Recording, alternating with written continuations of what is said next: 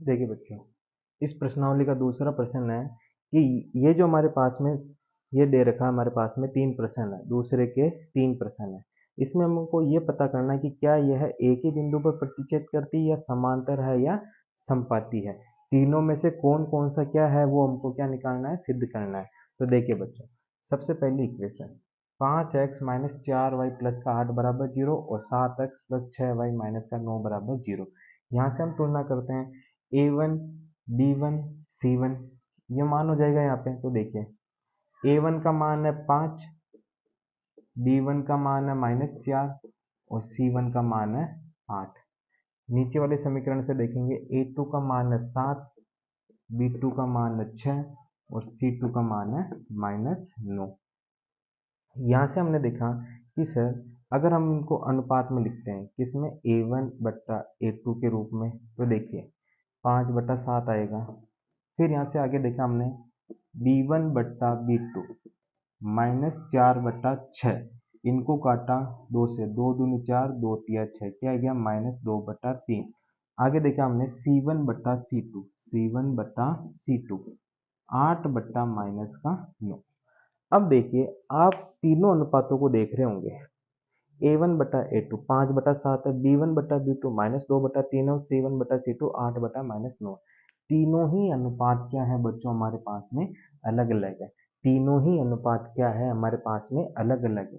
तो यहाँ से हमारे से सिद्ध होता है a1 बटा a2 not equal to b1 बटा b2। क्या है, a1 बटा a2 not equal to b1 बटा b2। तो ये हमारे पास में क्या होगा बच्चों, एक बिंदु पर प्रतिच्छेद करेगी। कितने बिंदु पर ये, एक ही बिंदु पर क्या करेगी ये बच्चों हमारे पास में प्रतिच्छेद करेगी। केवल कौन से बिंदु पर, एक बिंदु पर ही प्रतिच्छेद करेगी। दूसरा देखते हैं।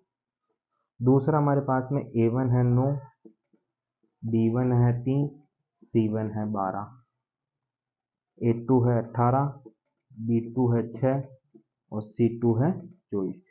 यहाँ से अनुपात में रखा a1 बट्टा a2 क्या आ जाएगा 9/18 और इसको काटा 9 दूनी 18, 1/2।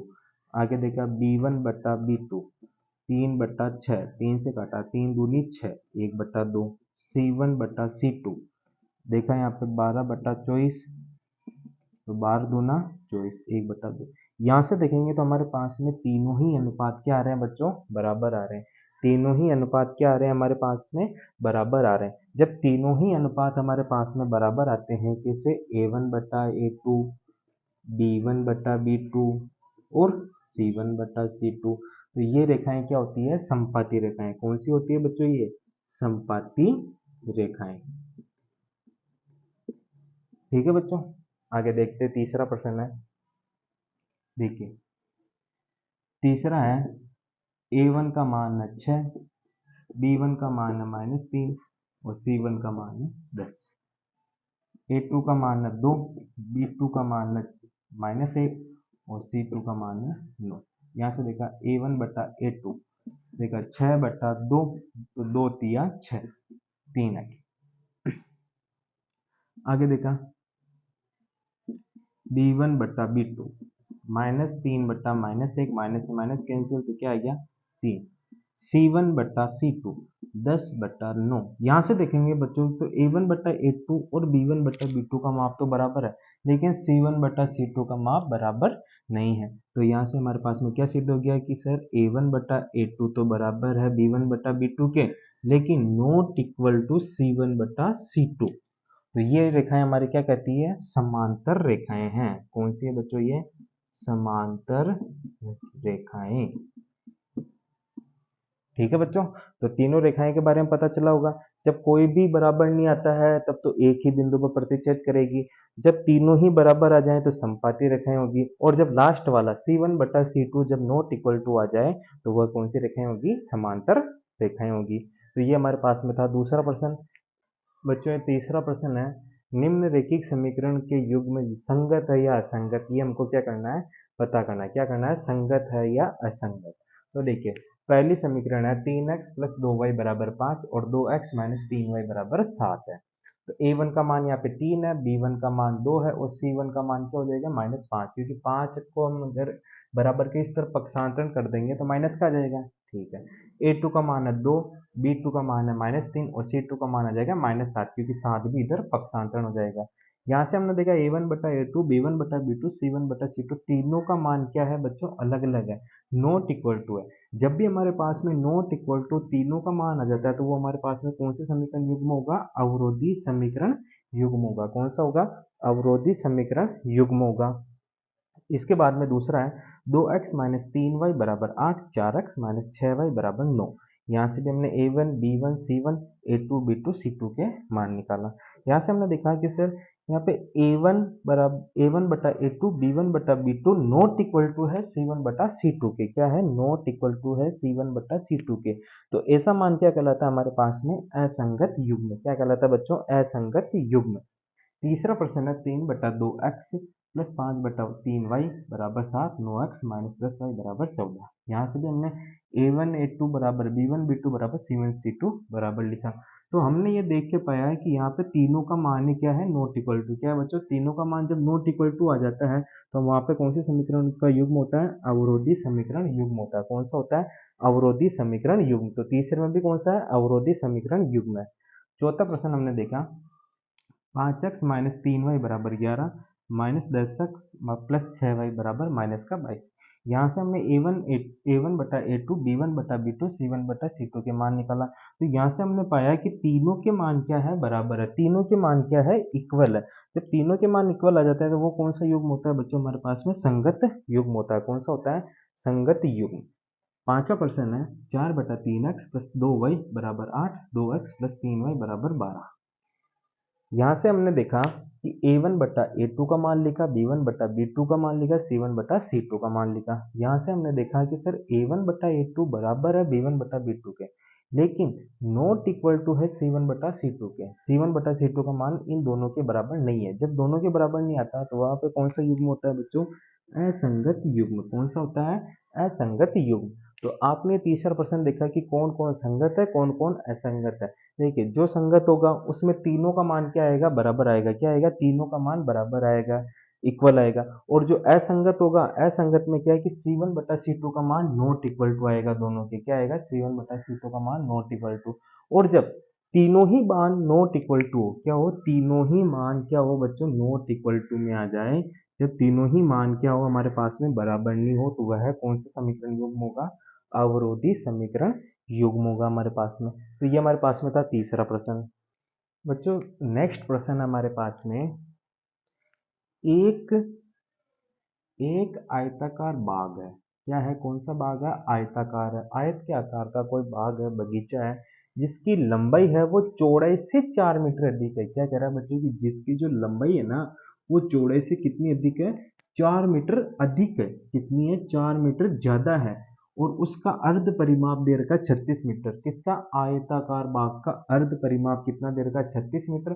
तो बाग की विमाएं ज्ञात कीजिए। क्या करना, बाग की विमाएं ज्ञात कीजिए। तो सबसे पहले तो वही माना, जो ज्ञात करना बोले, विमाएं किसमें होती है, लंबाई और चौड़ाई में। तो माना लंबाई